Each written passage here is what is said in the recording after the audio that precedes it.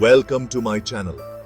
मैं हूं मुल्तान खान और आज हम सीखने के स्थानांतरण के रोचक सिद्धांत का अन्वेषण करेंगे।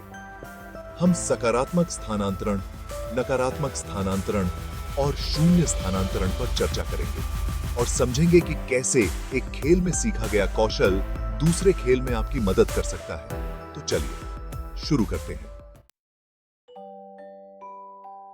सबसे पहले हम बात करेंगे सकारात्मक स्थानांतरण की।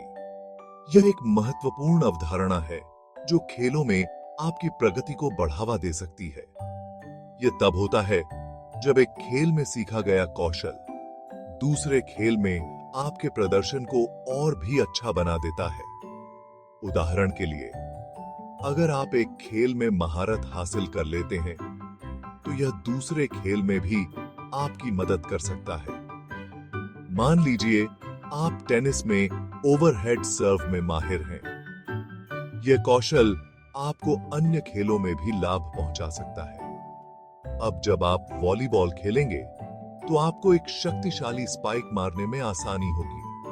यह इसलिए है क्योंकि दोनों खेलों में समान प्रकार की शारीरिक गतिविधि शामिल है। दोनों खेलों में हाथों की गति और मांसपेशियों का तालमेल एक जैसा है। यह तालमेल आपके प्रदर्शन को बेहतर बनाता है। यह सकारात्मक स्थानांतरण का एक अच्छा उदाहरण है।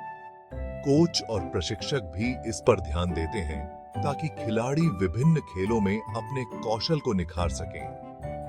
एक खेल में सीखे गए कौशल का उपयोग दूसरे खेल में करने का मौका मिलता है और आपको एक बेहतर खिलाड़ी बनने में मदद मिलती है। इस प्रकार सकारात्मक स्थानांतरण आपके खेल जीवन को समृद्ध बना सकता है। लेकिन दोस्तों, कभी-कभी हमें नकारात्मक स्थानांतरण का भी सामना करना पड़ता है। यह एक ऐसी स्थिति है जब एक खेल में महारत हासिल करने के बाद दूसरे खेल में नई तकनीक सीखने में मुश्किलें आती हैं। ऐसा तब होता है जब एक खेल का कौशल दूसरे खेल में नया कौशल सीखने में रुकावट बन जाता है। यह समस्या तब और बढ़ जाती है जब दोनों खेलों की तकनीकें एक दूसरे से बिल्कुल विपरीत होती हैं। उदाहरण के लिए, एक फुटबॉल खिलाड़ी जो मैदान पर गेंद को किक मारने का आदी है, उसे गोल्फ खेलने में परेशानी हो सकती है। गोल्फ में सटीकता और धैर्य की आवश्यकता होती है, जो फुटबॉल की आक्रामकता से बिल्कुल अलग है। फुटबॉल में जोर से किक मारने की आदत गोल्फ में सटीक निशाना लगाने में बाधा बन सकती है। यह नकारात्मक स्थानांतरण का एक प्रमुख उदाहरण है।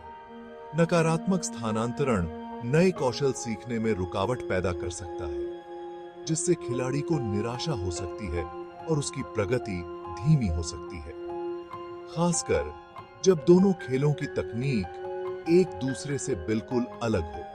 इसलिए यह महत्वपूर्ण है कि खिलाड़ी धैर्य रखें और नई तकनीकों को अपनाने के लिए समय दें। और अंत में दोस्तों आता है शून्य स्थानांतरण। यह तब होता है जब एक खेल का कौशल दूसरे खेल को न तो सीखने में मदद करता है और न ही बाधा डालता है। उदाहरण के लिए, अगर आप एक कुशल तैराक हैं तो इसका मतलब यह नहीं है कि आप एक अच्छे तीरंदाज भी बनेंगे। दोनों खेलों के कौशल इतने अलग हैं कि उनमें कोई समानता नहीं है। शून्य स्थानांतरण तब होता है जब खेल या गतिविधियों में पूरी तरह से अलग-अलग कौशल शामिल होते हैं। खेल में सफलता का राज सीखने का स्थानांतरण। यह सिद्धांत जीवन के हर क्षेत्र में महत्वपूर्ण भूमिका निभाता है। सीखने का स्थानांतरण खेलों में महारत हासिल करने का एक महत्वपूर्ण पहलू है। यह हमें सिखाता है कि कैसे हम अपने पहले से सीखे हुए कौशल को नए कौशल में बदल सकते हैं। उदाहरण के लिए, एक क्रिकेटर अपने बैटिंग कौशल का उपयोग टेनिस में भी कर सकता है, चाहे वो क्रिकेट का एक शानदार शॉट हो या फिर बैडमिंटन का एक जबरदस्त स्मैश। हर खेल में कुछ न कुछ समानताएं होती हैं।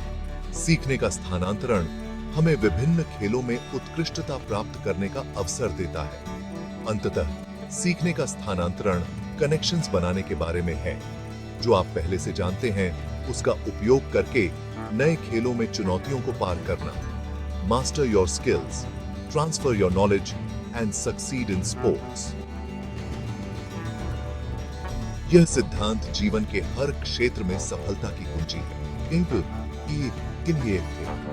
खेलों के वैज्ञानिक तथ्यों को अनलॉक करने के लिए चैनल को सब्सक्राइब करें।